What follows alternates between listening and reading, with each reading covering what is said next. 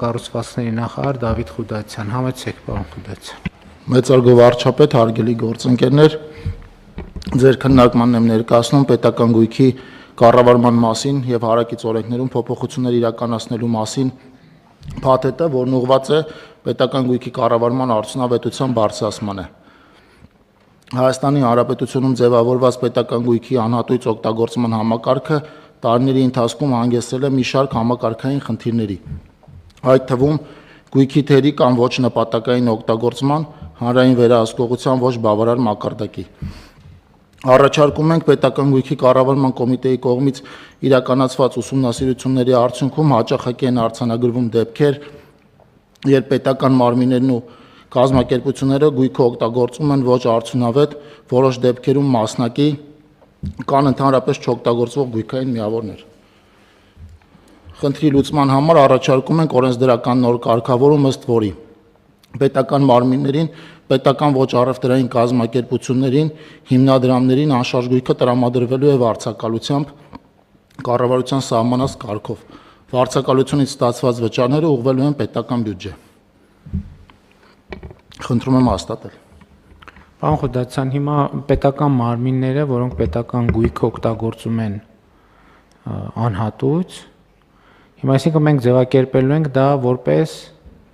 վարձակալություն, ճիշտ է։ Այսինքն ըստ էության, բայց էլի մեկը գումարը տալու է պետական բյուջեն։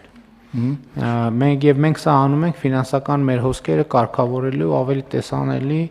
դարձնելու եւ կառավարումը ավելի արդյունավետ դարձնելու համար։ Այսինքն հիմա ենթադրում եմ կառավարության շենքն ենք վարձակալություն։ Այո, բոլոր գույքերը, պարոն վարչապետ, որոնք պետական ոչ առևտրային կազմակերպություններին են պատկանում, հիմնադրամներին կամ պետական մասնակցություն 100% մասնակցություն ունեցող ՓԲ-ներին, այո, կարևոր է ընդգծել, որ առաջարկող մոդելով պետական մարմինների ու կազմակերպությունների համար հավելյալ ֆինանսական ծախսեր չեն առաջանում եւ վարձավճարները ֆինանսավորվելու են պետական բյուջեի կողմից։ Առաջարկվել է նախագիծը թափանցիկությունը բարձրացնելով պայմանավորված, նաև հանրային վերահսկողությունը բարձրացնելով պայմանավորված, պիտի ասեմ, որ միջազգային մի շարք երկրների փորձ են ուսումնասիրել մեր գործընկերները, այդ թվում Մեծ Բրիտանիայի, Ավստրալիայի, որտեղ համանման կարգով է ուրեմն կառավարվում պետական գույքը։ Հիմա լավ, ենթադրենք հիմա կառավարության շենքը վարձակալում ենք եւ վճարում ենք ում։ Վճարում ենք պետական գույքի կառավարման կոմիտեին։ Այո, վճարվում է մեծ հաշվով պետբյուջե։ Հիմա չենք վճարում ենք, դրանից ի՞նչ է փոխվում մեր կյանքում։ Ինչն է։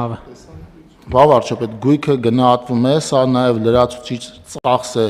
ուրեմն գերատեսչության վրա առաջանում, նաև նպատակահարմարությունը հետագայում այդ գույքերի օգտագործման կորոշվի։ Մեր ուսումնասիրությունները ցույց են տալիս, որ բազմաթիվ են այնպիսի գույքերը, որոնք չեն օգտագործվում, մասնակի են օգտագործվում, մի որոշ ընթացք հետո նպատակահարմարությունը տվյալ գերատեսչության կողմից գույքի օգտագործման ավելի պարզ կլինի։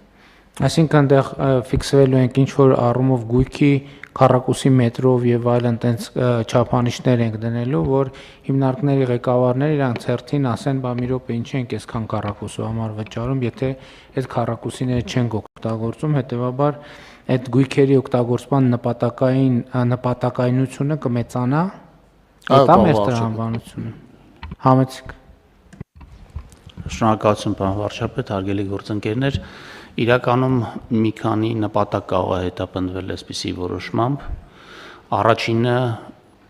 տեղեկատվության թափանցիկությունն է որոշում կայացնելու համար, որովհետեւ մենք բոլորս իմանանք, թե ցանկացած գերատեսչություն, որովհետեւ գույքի վարձակալությունը կամ զբաղեցումը նույնպես ծախս է, մենք իրականում ինչպիսի ծախսեր ենք անում, որովհետեւ այդ ծախսերը այսօր արտացոլված չեն մեր բյուջեում։ Երկրորդ նպատակը, որը կարող է այստեղ հետապնդվել, մենք երբեմն գույք ենք տրամադրում տարբեր հասարակական կազմակերպություններին կամ այլ կառույցներին, որպես օժանդակություն իրենց գործունեությանը, եւ այստեղ էլի այդ ծախսը որպես այդպեսին չի երևում։ Ես կարծում եմ, որ մենք այս թափանցիկությունը եւ մեր վարած քաղաքականությունը ավելի պարզ դարձնելու համար պետք է ուղղակի գույքագրենք եւ արձանագրենք եւ հաշվենք եւ այդ հաշված գումարը տրամադրենք հասկանալու համար այս կամ այն ծառայությունը, որը պետական կառավարման մարմինը մատուցում է, ինչ է արժենում մեզ համար եւ ըստ այդմ հետո արդյունավետության բարձրացման որոշումներ կայացնելու հիմք կհանդիսանա դա։ Համեցեք Տիկին Անդրեաս։ Շնորհակալություն պարոն վարչապետ, որպես մի նախարարություն, որի համակարգման ոլորտներում գտնվում են թերևս ամենամեծ թվով կազմակերպությունները, միայն 1352 պետական ոչ առևտրային կազմակերպությունների մասին ենք խոսում, որոնք դպրոցներ են եւ նաեւ մշակույթի, սպորտի ոլորտում գտնվող այլ հաստատությունները, մենք այստեղ իհարկե ամբողջությամբ հասկանալով թափանցիկության, հաշվետվողականության հարցերը, որոնք կարևոր են, կարծում ենք, որ ամեն դեպքում որոշակի առանձնահատկություններ կան, որ պետք է հաշվի առնվեն, որտեղ նախ եւ առաջ այս ծավալի ուրեմն վարձակալությունը առաջացնելու է էական լրացուցիչ բեռ բյուջեի համար, որտեղ ստացվում է, որ մենք այս բոլոր շենքերի համար պետք է վարձակալություն վճարենք, եւ երկրորդը սա նաեւ սկզբունքորեն հաշվի առնելով կրթության իրավունքի ապահովման եւ պետության այլ պարտավորությունները, որոշակի նաեւ կոնցեպտուալ հարցադրումներ է առաջացնում այս մոտեցման պետաշխատանքը իրականացնելու,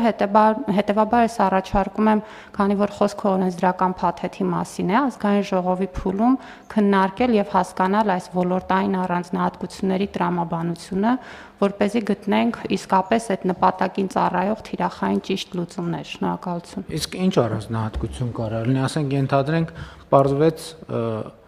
X դպրոցի համար X դպրոցի վարձակալության վճարը ամիսը 3 միլիոն դրամ է։ Ենթադրենք։ Ինչ է փոխում դա դպրոցի աշակերտների, ուսուցիչների, ծնողների, համայնքի, շահառուների, հասարակական կազմակերպման 3 միլիոն դրամը մենք տալիս ենք այդ 3 միլիոն դրամը, ինչ խնդիր է առաջացնում։ Պարոն վարչապետ, այստեղ նախ եւ առաջ մենք ունենք հասկանալու, որ մենք դպրոցի շենքը վարձակալությամբ ենք տրամադրում դպրոցի համար, արդյոք այդ տրամաբանության մեջ տեղավորվում է կրթության իրավունքի ապահովման մեր մոտեցումը թե ոչ։ Շատ լավ, դրա համար պետք է հասկանանք ինչով է նսեմացնում կրթության իրավունքի իրացումը։ Խոսքը նսեմացման մասին չի, բնականաբար, բայց այստեղ կարծում եմ բոլորը խոսում են արդյունավետությունից, պիտի նախ եւ առաջ նաեւ հասկանանք արդյունավետությունը։ Իմ տպավորությամբ մենք վարչարարություն են գեներացնելու լրացուցիչ, մենք այսօր արդեն ունենք խնդիր, որ վարձակալության գործող կարգով դպրոցները օրինակ չեն կարողանում սննդի կազմակերպումը իրականացնել եւ ուսումնական հաստատությունների արդյունավետության նաեւ այդ տեսանկյունից խնդիր ենք ունենում եւ ուղղակի ունենալով արդեն այն փորձը, որ կա, ես որոշակի մտահոգություններ ունեմ, որ վարչարարության ավելացում չունենանք խնդիրների լուծումը իրականացնելու փոխարեն եւ առաջարկում եմ ազգային ժողովի փուլում եւս մեկ անգամ այս հարցը քննարկել։ Պարոն